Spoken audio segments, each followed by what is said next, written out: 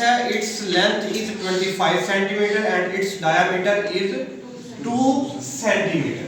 ठीक है, it starts from the lower end of pharynx. आपकी जो फार्मेसी टेक्नीशियन की बुक है उसमें लिखा है ये आपके लोअर एंड जो है फेरिंग्स का, वहां से ये स्टार्ट होती है।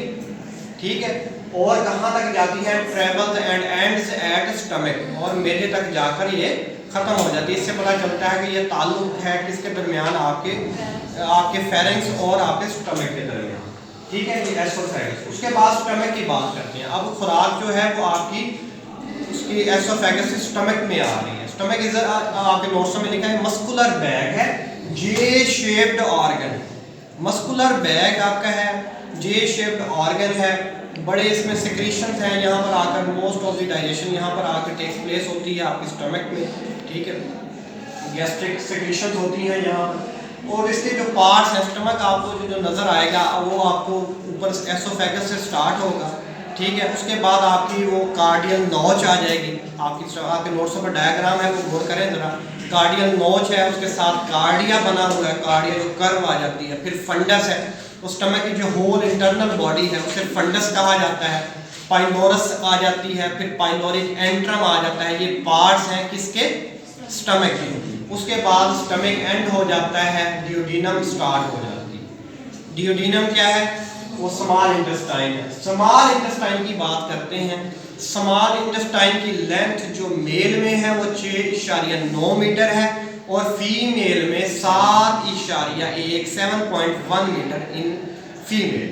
ठीक है, वो कहाँ से स्टार्ट होती है? स्मॉल इंटेस्टाइन वो स्टमक से स्टार्ट होती है और कहाँ पर जाकर एंड होती है? ये टर्मिनोलॉजी, ये लफ्ज़ याद रखें।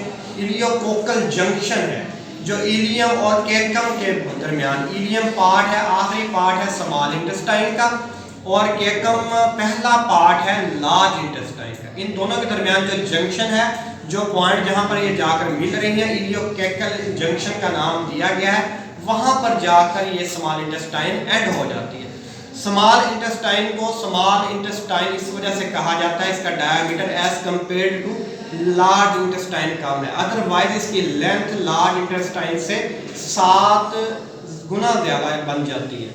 लार्ज इंटेस्टाइन की लेंथ में आगे आपको बताता हूँ। ठीक है, इसके स्मॉल इंटेस्टाइन के पार्ट्स की बात करते हैं।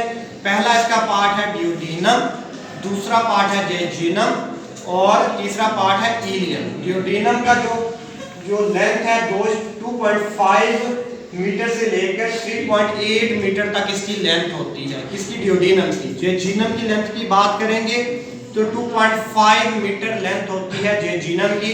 जेजिनम पार्ट है स्मॉल इंटेस्टाइन का।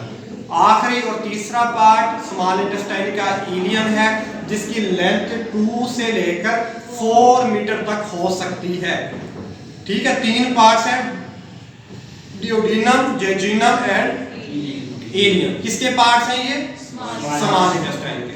वो आपसे एमसीक्यूज में पूछ लेता है which one of the following is the part of small intestine. उसमें वो दे देता है जी डियोडिनम दे देता है, फिर कोलोन दे देता है, फिर रेक्टम दे देता है, फिर वो कह देता है नन ऑफ दीज। आप उसे बताएंगे कि डियोडिनम इसका पार्ट है। वो ये भी कह सकता है which of the following is the part of duodenum, वो सारे दे देते हैं। आखिर में ऑप्शन दे देता है ऑल ऑफ दीज। आपको पता होना चाहिए डियोडिनम, जेजिनम, इलियम पार्ट्स हैं स्मॉल इंटेस्टाइन की। इनकी लेंथ का भी आपको एग्जैक्ट याद होना चाहिए। अब मूव करते हैं विलाई की तरफ, जहां पर जाकर आपकी ड्रग की एब्जॉर्प्शन, आपकी खुराक की एब्जॉर्प्शन होती है। विलाई क्या है कि नोट्स में आप बच्चे अपने नोट्स पर गौर करें। Villi are the finger like projections in the mucous membrane of small intestine. Villi क्या है? वो उंगलियों की तरह के उपहार हैं। किसमें? आपकी म्यूकस मेम्ब्रेन में। किसकी म्यूकस मेम्ब्रेन में? स्मॉल इंटेस्टाइन की म्यूकस मेम्ब्रेन में। म्यूकस मेम्ब्रेन स्मॉल इंटेस्टाइन की इस तरह के उपहार हैं, उन्हें विलाई कहा जाता है। विलाई क्या करते हैं? विलाई आपकी एब्जॉर्प्शन ऑफ फूड में मदद करते हैं, यानी कि जो खुराक डाइजेस्ट हो गई है, हजम हो गई है, अब उसको आपकी सर्कुलेशन में पहुंचाना, आपके एनर्जी का सोर्स बनाना, आपकी एब्जॉर्प्शन करवाना, वो कहां पर हो रही है?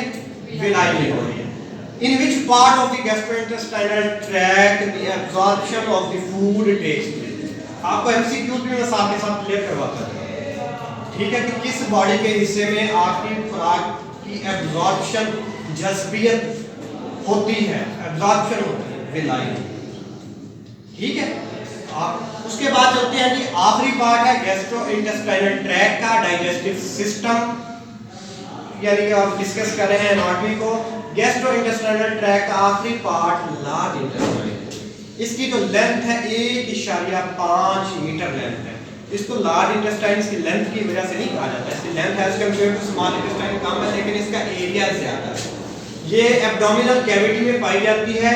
इट इज प्रेजेंट अराउंड, हमारी ये एब्डोमिनल कैविटी है ये वाली, इसके अंदर स्मॉल इंटेस्टाइन है, ठीक है, वो अंदर फोल्डेड है, ठीक है। उसके बाहर जो है वो आपकी लार्ज इंटेस्टाइन है। हर बच्चा यहाँ पर ये डायग्राम ये देखेंगे, आपकी बाहर वाली जो ये है ये इस तरह थिक डायग्राम में ज्यादा है, ये आपकी लार्ज इंटेस्टाइन है। ये अंदर की तरफ ये जो इस तरह है ये स्मॉल इंटेस्टाइन है सारी। इससे पता चलता है कि जो लार्ज इंटेस्टाइन है इसने सराउंड किया हुआ है स्मॉल इंटेस्टाइन, ठीक है। अब इसके पार्ट्स की बात करते हैं। इसका पहला पार्ट लार्ज इंटेस्टाइन का कैकम है, ठीक है। हर बच्चा अपने नोट्स पर गौर करेगा। लार्ज इंटेस्टाइन का पहला पार्ट CECUM कैकम है, दूसरा पार्ट कोलोन है। अब कोलोन के फर्दर आगे उसकी डिविजन्स हैं, एग्जाम है, टाइप्स हैं। असेंडिंग कोलोन है, डिसेंडिंग कोलोन है, ट्रांसवर्स कोलोन है, सिग्माइड कोलोन है।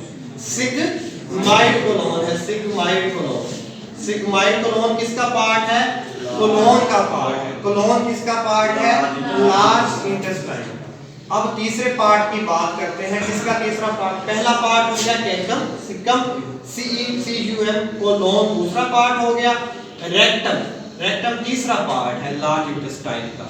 और इसी तरह एनस या anal canal, anal canal fourth and last part of large intestine as well as of the gastrointestinal tract. इसी के साथ ही हमारा topic anatomy of digestive system complete हो गया।